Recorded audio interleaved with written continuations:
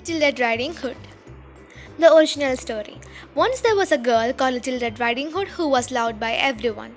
Everyone knew her as Little Red Riding Hood because she would always wear a red riding cloak and a hood which her grandma gave on her birthday. Her father was a woodcutter who works all day in the woods. There were many animals in the woods. One day, her mother said, "Little Red Riding Hood, your grandma is ill. I want you to give this basket of some bread rolls and a jar of jam to her. Don't leave the path and don't talk to strangers." "All right, Mom," Riding Hood said. So off she went into the woods. As soon as she entered the woods, she met a wolf. But she did not know how dangerous the wolf was. She was not scared of him at all. "Good morning, Little Red Riding Hood," he said. "Where are you going so early in the morning?" "To visit my grandmother. She is ill, so I am taking some bread rolls for her and a jar of jam to make her feel better." "Where does your grandmother stay?" asked the wicked wolf. "In a small cottage in the woods, under 3 oak trees," said Little Red Riding Hood. On the way, Little Red Riding Hood saw some beautiful flowers and went off the path to get them for her grandmother. As for the wolf, he ran to her grandmother's cottage. He knocked on the door. "Who is it?" asked Grandma. "It's me, Little Red Riding Hood. I have come to give you some bread rolls and some jam," lied the wolf. "Come on, Little Red Riding Hood," said Grandma. The wolf jumped inside, and before Grandma could do anything, he took her and locked her up in the closet. Little Red Riding Hood then reached her grandmother's house and knocked on the door. "Come on in," said the wolf, and Little Red Riding Hood opened the door and went inside. He jumped out of bed and gobbled up Little Red Riding Hood.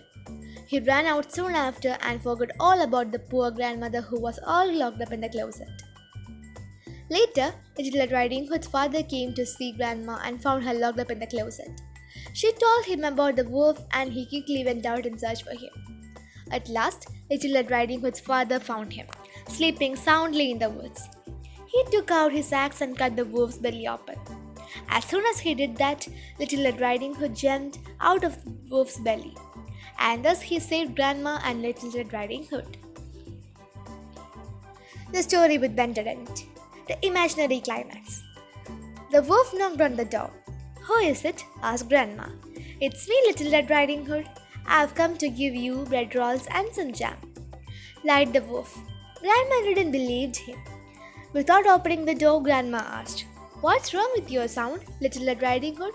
The wolf became speechless for a moment. He said, "I am not feeling well," but Grandma knew that it was a trap. Grandma didn't open the door and called his son. Little Red Riding Hood's father got frightened hearing that the wolf is waiting at Grandma's door to get a wonderful dinner. He stopped his works on the woods and ran to Grandma's home with an axe. On the way to Grandma's home, Dad saw Little Red Riding Hood plucking flowers for her grandmother. He sent Little Red Riding Hood back to her home and ran to Grandma's home. There he saw the wolf waiting at the door. He slowly patted at the wolf's back and killed him with the axe. And thus, he saved Grandma and Little Red Riding Hood. On the original story, Little Red Riding Hood was eaten by the wolf and Grandma was trapped in the closet. But in the story with Benedict, Grandma didn't let the wolf to trap her and eat her granddaughter, and thought wisely.